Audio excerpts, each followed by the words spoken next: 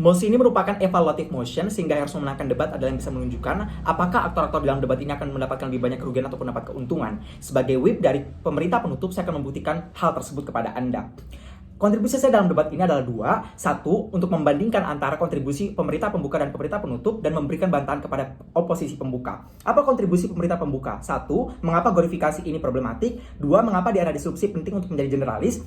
Tiga, menghilangkan esensi manusia untuk kebebasan menentukan jalan kesuksesan. Apa kontribusi pemerintah penutup di debat ini? Satu, argumentasi pengaruh negatif di first OG sudah cukup baik, tetapi belum dapat menjelaskan mengapa masyarakat semudah itu akan terpengaruhi. Sehingga analisis ini masih sangat kurang dan Gigi sudah menjelaskan dengan beberapa hal, yaitu A, minimnya pengetahuan di mana masyarakat tidak bisa melawan persepsi masyarakat yang lain yang terlanjur besar. B, anak muda yang cenderung mengikuti tren. Akibatnya, karena mereka ingin memenuhi ekspektasi sosial hanya untuk validasi sebagai orang yang superior.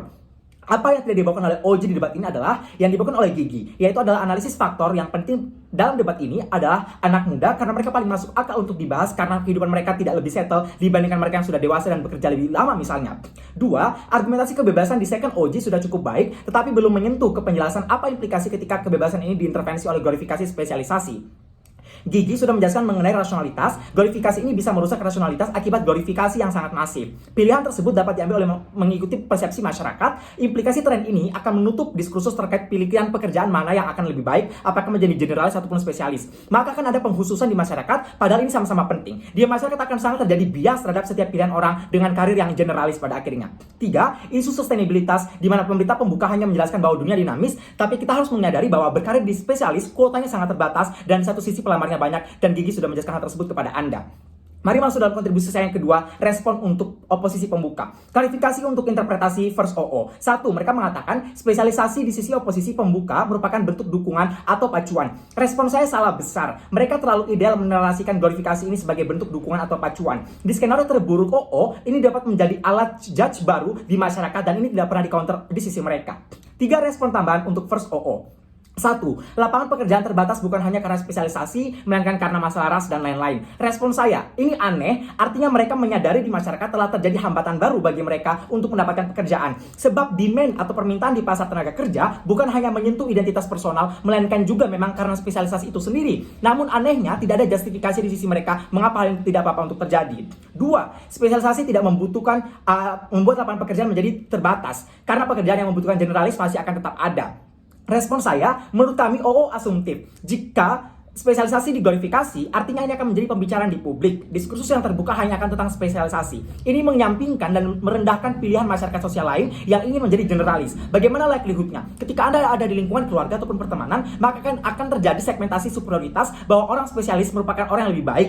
Terlepas betapa suksesnya Anda, terlepas betapa multitalentanya kamu sebagai seorang generalis, masyarakat akan tetap menstigma kamu tidak lebih sukses dibandingkan spesialis pada akhirnya. Tiga, distorsi terjadi akibat perubahan ekonomi. Maka negara membutuhkan orang-orang yang expert di bidangnya, seperti statistika, ilmuwan, dan segala macam. Kami merasa membutuhkan banyak spesialis, bukan generalis, kata OO. Respon saya, tidak. Kartu prakerja di masyarakat adalah bukti nyata bahwa negara membutuhkan generalis yang lebih banyak. Kemampuan berwirausaha bukan lagi hanya menjadi kebutuhan bagi bidang orang-orang di bidang ekonomi, tapi seluruh orang. Ini mengapa telah banyak dokter-dokter yang membuka startup Halodoc atau psikolog yang membangun startup petanya psikolog misalnya. Bantahan untuk second OO di debat ini. Mengapa spesialisasi ini penting?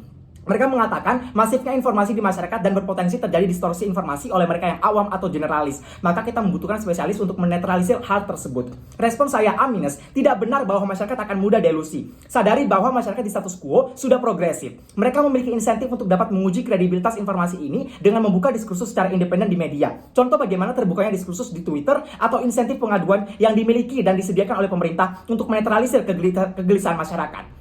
Bahkan jika benar spesialisasi ini dibutuhkan untuk mengurangi distorsi terkait kredibilitas informasi, menurut kami ini tidak signifikan. Sebab di setiap media yang ada di Indonesia bahkan memiliki kode etik media yang bisa membatasi mereka untuk melakukan penyebaran informasi yang salah. Setidaknya di sisi kami masih ada insentif bagi media untuk memberitakan atau berita ataupun informasi yang benar. Sehingga sekalipun terjadi perpanjangan tangan informasi dari media ke orang awam ataupun generalis, ini bukan menjadi masalah besar. Berikutnya, OO mencoba menetralisir dengan mengatakan bahwa spesialisasi tidak harus didapatkan dengan belajar atau kuliah lagi. Pengalaman dapat didapatkan melalui saluran lain seperti magang. Respon saya satu, tidak ada penjelasan di sisi OO seberapa signifikan alternatif magang ini sebab perusahaan di status quo masih mensyaratkan jenjang kuliah sebagai persyaratan utama mereka misalnya. Menurut kami, alternatif solusi berupa magang yang ditawarkan di sisi oposisi terlalu simplistik. Mengapa? Untuk melamar magang di masa sekarang memang terdapat banyak tawaran, tetapi patut dicatat bahwa tetap ada kompetisi di masyarakat sehingga narasi di sisi oposisi yang mengatakan bahwa sekarang aksesibilitas sudah banyak tidak sepenuhnya benar, bukan? Sebab kamu juga masih harus bersaing dengan orang. Sehingga konteks magang ini masih aneh di sisi mereka.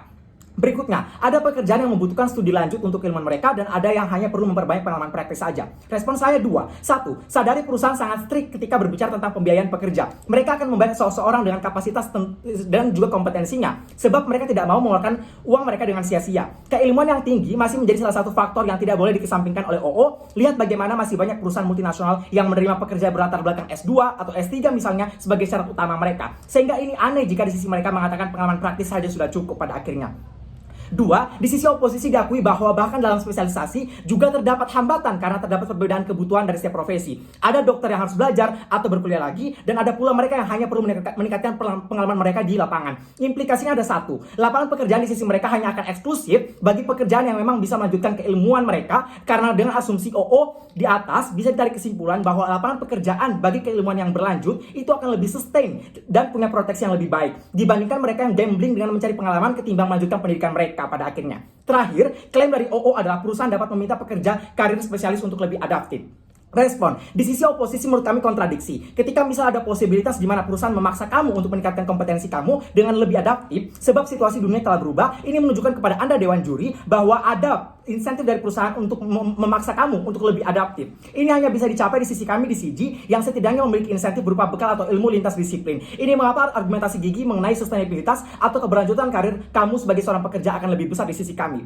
Bandingkan di sisi OO, ketika misal perusahaan benar-benar membutuhkan seseorang yang bisa melakukan A atau B, namun kamu sebagai pekerja tidak mampu memenuhi ekspektasi perusahaan kamu, maka di saat yang bersamaan posibilitas perusahaan tidak mempekerjakan kamu akan semakin besar. Sebab di saat itu perusahaan akan memainkan prinsip cost and benefit, di mana perusahaan akan mempertahankan laba mereka walau harus dengan menggantikan kamu sebagai pekerja mereka dengan pekerja yang lebih dinamis dan lebih adaptif. Sehingga sustainabilitas profesi Anda di sisi OO tidak akan tercapai sebagai seorang yang dengan karir spesialis. Untuk itu vote untuk pemerintah penutup di debat ini. Terima kasih.